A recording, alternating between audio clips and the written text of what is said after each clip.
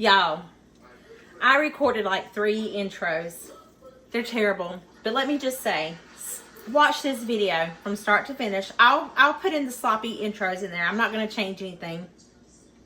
But I must say, this is amazing. And if you make it, you will love it. And I hope you make it. I love it. Like, I can make a meal out of this. It's absolutely delicious. The ingredients are all over the place, but everything's linked in the description box. Enjoy the video. Alrighty, y'all. For this recipe, you'll need some Brussels sprouts. I had bought the Brussels sprouts already in a package, but they were reduced. So I had to cut some of them off and start so I just kind of cut them thinner. But I did buy, you can do this without buying like the cube stuff. You can buy your own, but to me, this is just easier. So I got some sweet potato and butternut squash. That's what you will need. Brussels sprouts, sweet potato, butternut squash, a little bit of oil, some thyme. I do have fresh thyme that I'm going to add, but I'm also going to use a little bit of this. And we're going to mix it in this bowl here. And then we're going to put it on the cookie sheet and bake it in the oven at 400 degrees for, there we go. We're going to bake it 400 degrees for about 25 to 30 minutes, just until everything's nice and tender. And then we're going to make the glaze. All right. So to get started on this cranberry, what's it called? Cranberry glazed roasted butternut squash, Brussels sprouts, and sweet potato salad with cranberries and goat cheese. Well, we're going to make that. That's exactly what we're going to make. So I'm going to get you over here, get started. I did buy the butternut squash and the sweet potatoes already cubed up just for convenience for me. And then I bought some Brussels sprouts. They were on clearance, but they weren't looking too terribly good. So I did kind of cut off, the sides of them that were brown. But we're going to get this mixed together, and then we'll make a nice, lovely glaze on top. So let's get started. So I'm just going to take my ingredients. And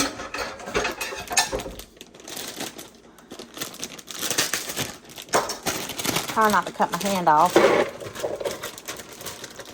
I don't know if I should, maybe I should like half this. I don't have no unearthly clue. Let me lower you down just a little bit because y'all are pretty near tall.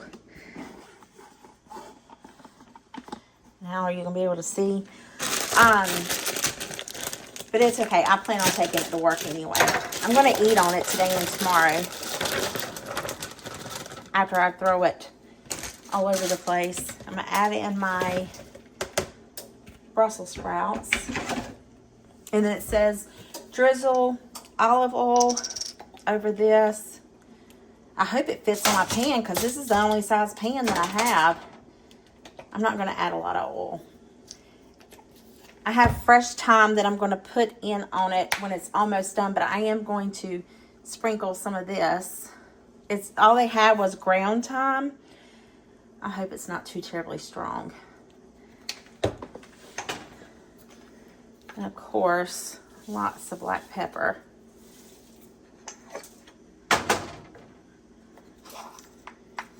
And some salt.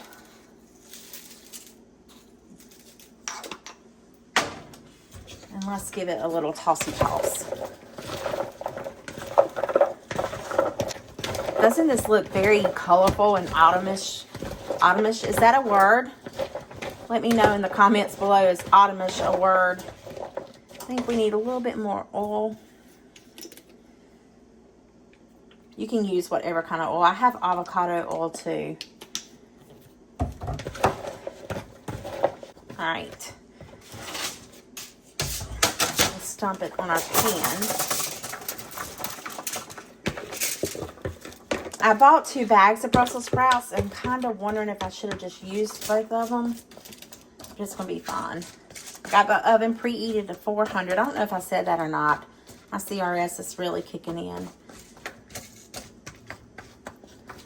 Oh yeah, this is going to be good. Alrighty. Let me just make sure I'm not supposed to add cranberries to that. Alright, so I'm just going to put this in the oven, let it roast, and then we'll start on the cranberry glaze. I'm going to turn this burner on low. It didn't really say in the recipe like exactly what type of cranberry juice to use. It just says cranberry juice. I will have the recipe link below, but it says you'll need a half a cup of cranberry juice, a quarter cup of dried cranberries, 2 tablespoons of honey or maple syrup, and a tablespoon of balsamic vinegar. Well, I'm a saucy person, so I'm going to double this. So I'm going to add in a cup of cranberry juice, and if it's a little bit more, it's okay. You add what you like, or if you want to use whatever the recipe calls for. And then 1/4 cup of dried cranberries, and I got the ones with 50% less sugar just because I'm trying to, you know, cut back on wherever I can. And sugar, I tell you, boy, it is not your friend. I wish I would have put some. I should have put some in there. All right, and then 2 tablespoons of honey and balsamic vinegar. 2 tablespoons of honey. So we're just going to eyeball this. I'm not going to put that much in it just because there's plenty of sugar from the cranberry juice and the cranberries. And then it says 1 tablespoon of balsamic vinegar. So we're going to do 2 tablespoons of that. And then we're just going to let this cook and simmer down to reduce by about half. You don't see that cranberry in there floating right here? Don't it look like a bug? Well, this is starting to smell really, really good. I think we just want to rehydrate these cranberries. But this smells divine. So I'm going to bring it to a boil and then I'll let it simmer. But it smells delicious. And the oven's preheated. Well, I have this thyme. And I know you don't use the sticks. Wow, this is very flimsy. I didn't think it was supposed to be like that. Can you use the sticks? I don't know. I have never had the luxury of having fresh thyme. What does it taste like? Wow. Ugh. I don't know if I'm going to like that or not. It's, I don't know. It's different. I don't know how to explain it. Let me just pull some of these sprigs off of here just so I guess I should have really tasted it before I bought it. Well, not tasted it before I bought it, but you know what I mean. Started doing all this. I thought it had to be a little bit more dried. These are like really wet. Well, I'm just going to pull all these little leaves off and then I'll garnish the top of it like when it has like 5 minutes left to bake, or I'll put it back in the oven for 5 minutes. But I don't think I'm a fan of this flavor. You know, I've never cooked with fresh thyme before. So, kudos to me for the first time in forever. This is starting to smell good and look good. I'm just going to let it reduce by half. Well, this has reduced by half. The cranberries have really soaked up some of that juice, which is going to be wonderful. It just needs to get thickened. So I did turn it down to low to let it simmer. So we'll let it thicken in the next little bit and see how it does.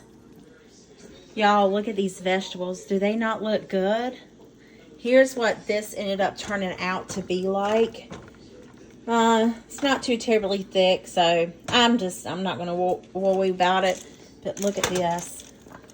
So you're just going to, it says to take this. I did end up putting the thyme over the top of it. I'm going to fix a little bit. But it says to drizzle this over. I think it would be better if it was just tossed, but y'all know how I am. Sorry, was I making you sick?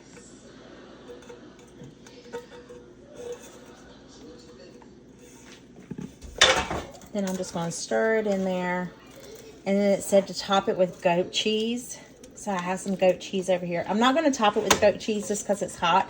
I think I'm just going to stir it together, spread it back out, and fix me a little bit with the goat cheese on there and taste it. That way, you know, I don't melt all that goat cheese.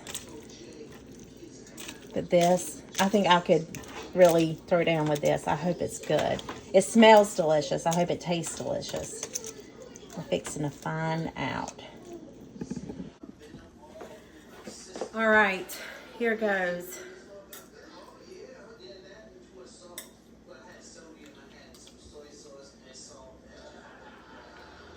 Wow.